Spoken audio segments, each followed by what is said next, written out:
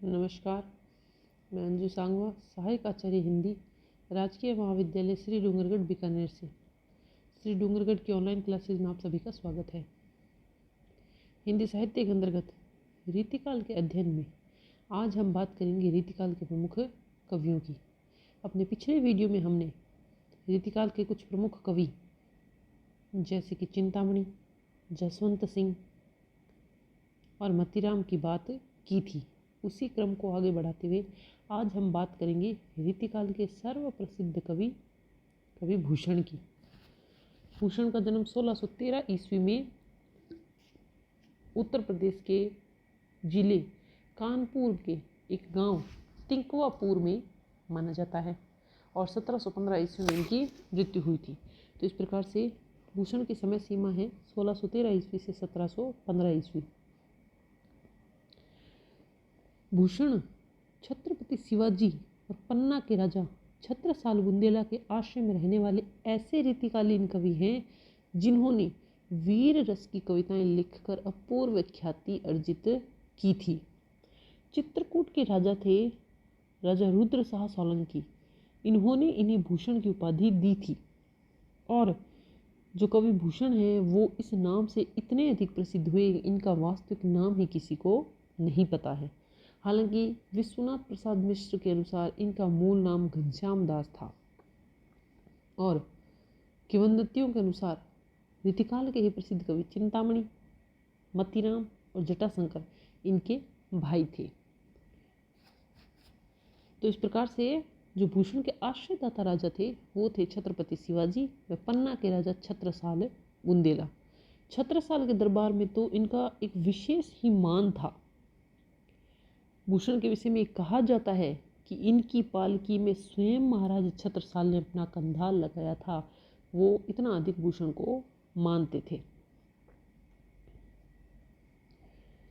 आचार्य रामचंद्र शुक्ल इनके बारे में कहते हैं कि शिवाजी व छत्रसाल की वीरता के वर्णन को कोई कवियों की झूठी खुशामद नहीं कह सकता।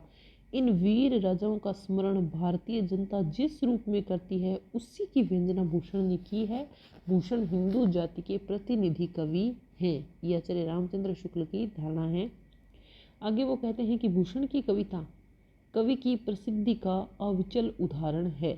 जिस कवि की रचना को जनता का हृदय स्वीकार कर लेता है उसकी कीर्ति तब तक रहेगी जब तक स्वीकृति रहेगी।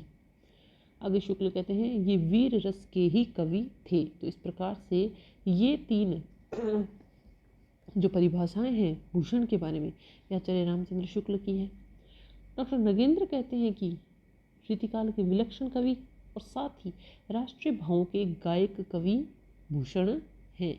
ये डॉक्टर नगेंद्र ने भूषण के लिए कहा है।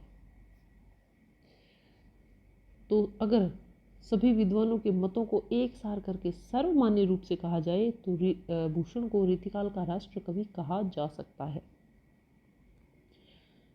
शुक्ल कहते हैं कि इनमें ओज की मात्रा तो पूरी थी लेकिन इनकी भाषा अव्यवस्थित थी, व्याकरण का प्राय उल्लंघन था, वाक्य रचना भी कहीं कहीं गड़बड़ थी। शुक्ल भूषण की प्रशंसा करते हैं किंतु भूषण की भाषा की आलोचना भी आचार्य रामचंद्र शुक्ल ने ही की है और उनके अनुसार भूषण ने अपनी रचनाओं में व्याकरण का प्राय ध्यान नहीं रखा है। भूषण ने जिन दो नायकों को अपने वीर काव्य का विषय बनाया था वे अन्याय दमन में तत्पर हिंदू धर्म के संरक्षक दो इतिहास प्रसिद्ध वीर महाराज शिवाजी व छत्रसाल बुंदेला थे। अतः उनके द्वारा वर्णित प्रशस्तियाँ रीतिकाल के अन्य कवियों जैसी प्रतीत नहीं होती है, झूठी नहीं लगती है, अपितु भूषण के उद्गार तो सारी जनता के हृदय की संपत्ति बन गए थे। आगे हम बात करते हैं भूषण की प्रसिद्ध रचनाओं की। तो जो उनकी पहली प्रसिद्ध रचना है वो है शिवराज भूषण। ये एक अलंकार निरूपक ग्रंथ है और इसमें कुल 105 अलंकारों का निरूपण किया गया है और इस ग्रंथ पर जयदेव के चंद्रालोक व मतीराम के ललित ललाम का प्रभाव है। ये हमें अच्छे से याद रखना है क्योंकि ये 2 नंबर का प्रश्न बनकर हमारी परीक्षा में पूछा जा सकता है कि भूषण की प्रसिद्ध रचना शिवराज भूषण पर किन ग्रंथों का प्रभाव है। तो ऐसे दो ग्रंथ हैं, जयदेव का चंद्रालोक और मतीराम का ललित ललाम। और ये एक अलंकार निरूपक ग्रंथ है और इसमें कुल 105 अलंकारों का वर्णन किया गया है। अलंकारों के लक्षण दोहों में तथा उदाहरण कवित्त सवैयों में हैं। उदाहरण कहीं कहीं लक्षण के अनुरूप भी नहीं है, ये भी इस ग्रंथ की एक छोटी सी कमी कही जा सकती है। इस ग्रंथ में भूषण ने शिवाजी की प्रशंसा की है। शिवाजी की प्रशंसा में ही भूषण ने एक अन्य ग्रंथ लिखा जिसका नाम था शिवा बावनी। ये एक छोटा सा शिवाजी का यशोगान करने वाला ग्रंथ है जिसमें 52 कवित में शिवाजी की यश गाथा का गुणगान किया गया है। देखिए, इन ग्रंथों से शिवाजी की कुछ पंक्तियां हैं प्रसिद्ध, जिनको हम यहाँ देख लेते हैं। एक उनका प्रसिद्ध उदाहरण है या भूषण की कविता का, जो कि कई बार प्रतियोगी परीक्षाओं में पूछा जाता है इस रूप में कि प्रस्तुत पंक्तियां किस कवि से संबंधित हैं। इंद्र जिमी जम्ब पर, वाड़व सुअंब पर, रावण सदम्ब पर रघुकुल राज है।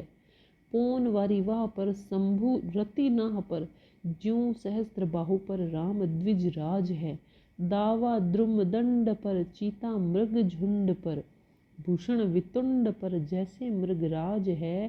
तेज तम अंश पर, कान्हे जिमी कंस पर, त्यों मल्लेच्छ वंश पर शेर शिवराज है। ये उनकी एक प्रसिद्ध रचना है, कविता की पंक्तियां हैं। उनकी कुछ अन्य प्रसिद्ध पंक्तियां हैं। ऊंचे घोर मंदिर के अंदर रहन वाली, ऊंचे घोर मंदिर के अंदर रहती है। 3 बेर खाती थी वो 3 बेर खाती है। ये शिवाजी की बहुत ही प्रसिद्ध पंक्तियां हैं। और अलंकार अध्ययन के अंतर्गत जब भी यमक अलंकार की बात होती है तो उदाहरण के रूप में भूषण की ये पंक्तियां अवश्य ही देखने को मिलती है। ये यमक अलंकार का एक प्रसिद्ध उदाहरण है। और इन पंक्तियों में भूषण ने छत्रपति शिवाजी के प्रकोप से मुगलों की रानियों की जो दुर्दशा हुई है उनका उल्लेख किया है। अगली कुछ प्रसिद्ध पंक्तियां हैं। तेज तम लाल मुख शिवा को निरखी भयो, शाह मुख नौरंग सिपाही मुख पियरे। एक उनकी पंक्ति है। हिंदुन की चोटी राखी, रोटी राखी है सिपाहिन की, कांधे ते जनेऊ राखी, माला राखी घर में। ये भी भूषण की प्रसिद्ध पंक्ति है। एक अन्य प्रसिद्ध पंक्ति है। दारा की ने दौर्य है, रार नहीं खजुए की, बांधी वो नहीं है केंधो मीर सहबाल को। बूढ़ती है दिल्ली सो संभारे क्यों ने दिल्ली पति, धक्का आनी लग्यो शिवराज महाकाल को। यहाँ पर शिवाजी के प्रताप से मुगल शासक औरंगजेब की जो दुर्दशा हुई है, जो बुरी स्थिति हुई है, उसका उल्लेख किया गया है।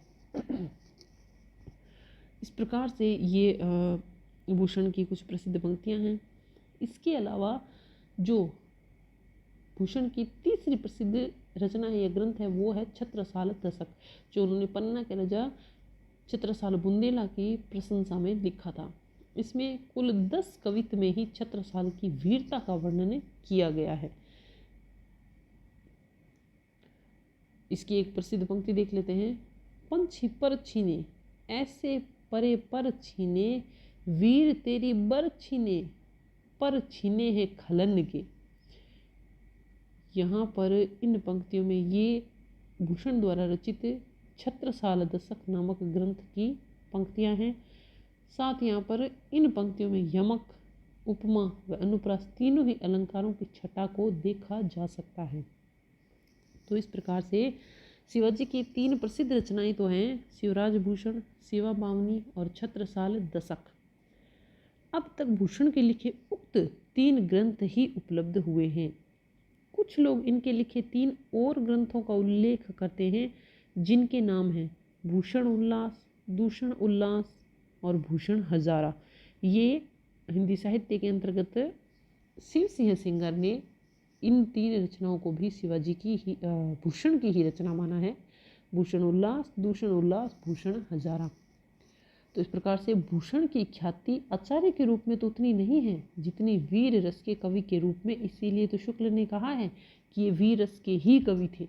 युग धर्म के अनुरूप इन्होंने अलंकार विषयक ग्रंथ लिखे तो अवश्य, तथापि मूलतः वह ओजस्वी कवि ही हैं। उनकी भाषा ओजपूर्ण है, किंतु वह अव्यवस्थित भी है। उनकी कविता में राष्ट्रीयता विद्यमान है।